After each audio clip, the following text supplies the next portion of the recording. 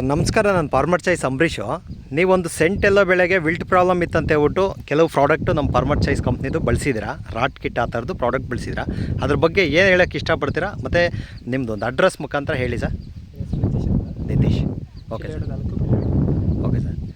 Sir ಇದು ಏನು problem ತೊಗೊಂಬಂದ್ರಿ, ಏನು ತೊಗೊಂಬಂದಿದ್ರಿ? ಓಕೆ, ಅಂದರೆ ಈ ಥರ ಸಾಯ್ತಾ ಇದ್ದಿದ್ದು. ಎಷ್ಟು ಗಿಡ ಇದೆ ಇದು? 4,000 ಗಿಡ ಇದೆ. 4,000 ಗಿಡ ಇದೆ. ಫಸ್ಟು ಒಂದು 10 ಗಿಡ ಹೋಗಿದ್ದು. ಓಕೆ. ಆಮೇಲೆ ತಗೊಂಬಂದ್ಮೇಲೆ ಕಂಟ್ರೋಲ್ ಆಗಿದೆ. ಹಾಂ, ಅಂದರೆ ಎಷ್ಟು ದಿವಸ ಕಂಟ್ರೋಲ್ ಆಯ್ತು ಸರ್? ಒಂದು ವಾರಕ್ಕೆ ಕಂಟ್ರೋಲ್ ಆಯಿತು. ರಾಟ್ ಕಿಟ್ 2 ಸಲ ಬಿಡೋಕೆ ಹೇಳಿದೆ.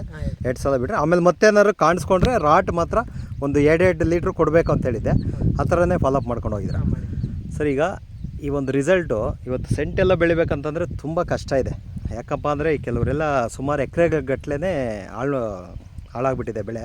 ಸೊ ನಿಮಗೆ ಈ ಒಂದು ರಾಟು ಅನುಕೂಲ ಆಗಿದೆ ಸರ್. ಒಂಚೂರು ಪ್ರಾಡಕ್ಟ್ ತೋರಿಸಿ ಸರ್. ಇದು ಮತ್ತು ಇನ್ನು 5 ಲೀಟ್ರದ್ದು ಒಂದೊಂದು ಲೀಟ್ರು ಇಷ್ಟು ರಾಟ್ ಕಿಟ್ಟಲ್ಲಿ ಬರೋವಂಥದ್ದು. ಬಟ್ ಇದನ್ನು ನೀವು 2 ಸಾರಿ ಕೊಟ್ಟಿದ್ದೀರ. ಈಗ ಬೇರೆ ಒಂದು ರೈತರಿಗೆ ಈ ಕಂಪ್ನಿ ಪ್ರಾಡಕ್ಟ್ಗಳ ಬಗ್ಗೆ ಏನು ಹೇಳೋಕ್ಕೆ ಇಷ್ಟಪಡ್ತೀರಾ? ಚೆನ್ನಾಗಿದೆ ಪ್ರಾಡಕ್ಟು, ಯೂಸ್ ಮಾಡಿ ಚೆನ್ನಾಗಿ. ಅಂದರೆ ನೀವು ಬಳಸಿದ್ದೀರಾ, ಬಟ್ ಬೇರೆ ರೈತರಿಗೆ ಈಗ ಯಾಕಂದರೆ ಸೆಂಟೆಲ್ಲೋ ತುಂಬ ಕಷ್ಟ ಇದೆ, ಆದರೆ ಯೂಸ್ ಮಾಡಿ ಚೆನ್ನಾಗಿ ಬರುತ್ತೆ. ನೀವೀಗ ಕಾನೆ ಭೂಮಿದಲ್ಲಿ ಹಾಕಿದ್ದೀರಾ. ಆ್ಯಕ್ಚುಲಿ ಈ ಕಾನೆ ಭೂಮಿದಲ್ಲಿ ಸುಮಾರು ಕಷ್ಟ ಇದೆ. ಈ ವರ್ಷ ಮಳೆಗಳು ಹಿಡ್ಕೊಂಡು ತುಂಬ ಅಂದರೆ ಭೂಮಿ ನಾವು ಕಾಲಿಟ್ರೇ ಬುರದೆ ಆಗ್ತಿದೆ. ಅಂಥ ಟೈಮಲ್ಲಿ ಬೆಳೆ ತುಂಬ ಚೆನ್ನಾಗಿ ಬೆಳೆದಿದ್ದೀರಾ. ಅದಕ್ಕೆ ಈ ಪ್ರಾಡಕ್ಟು ಅನುಕೂಲ ಆಗಿದೆ. ಈಗ ಒಂದು ರಾಟ್ ಕಿಟ್ನ ಎಷ್ಟು ಸಲ ಬೆಳೆಸಿದ್ರಿ ಸರ್? ಸರ್ 3 ಸರಿ ಬಳಸಿದ್ರೆ. ಬಟ್ ಏನೊಂದು ಬಳಸಿದಾದ್ಮೇಲೆ ತೃಪ್ತಿ ಆಗಿದೆಯಾ? ತೃಪ್ತಿ ಆಗಿದೆ. ಯಾಕಂತಂದರೆ ನೀವೊಂದು ನವೀನ್ ಅಣ್ಣ ಕಡೆಯಿಂದ ಬಂದಿದ್ದು. ಫಸ್ಟ್ಗೆ ಅನುಮಾನ ಇತ್ತು, ಕಂಟ್ರೋಲ್ ಆಗಲ್ಲ ಬಿಡೋ ಅನ್ನೋ ಒಂದು ನಂಬಿಕೆನೇ ಇರಲಿಲ್ಲ.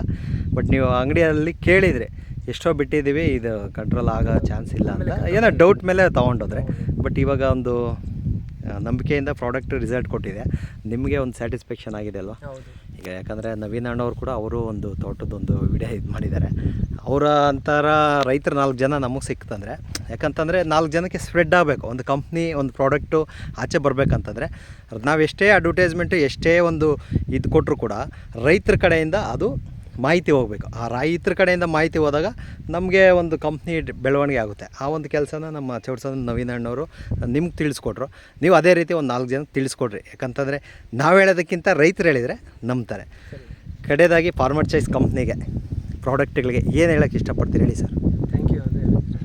ಪ್ರಾಡಕ್ಟ್ನ ಬೇರೆ ಹರ್ಬಲ್ ಕಂಪೋಸ್ಟು ಕಟ್ ವೆಜ್ ಇದೆ ಅಲ್ವಾ, ಅವುಗಳನ್ನ ಎಲ್ಲ ಒಂದು ರೈತರಿಗೆ ಬೆನಿಫಿಟ್ ಬರುತ್ತಲ್ವ.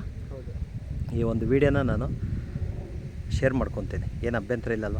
ಅಲ್ಲ, ಯಾಕಂದರೆ ಒಂದು ರಿಸಲ್ಟ್ ಬಂದಿರೋದಕ್ಕೆ ನೀವು ವಿಡಿಯೋ ಕೊಡ್ತಿರೋದು. ಬಟ್ ಈ ವಿಡಿಯೋ ನಾನು ಶೇರ್ ಮಾಡಿಕೊಂಡ್ರೆ ಏನು ಅಭ್ಯಂತರ ಏನಿಲ್ಲ.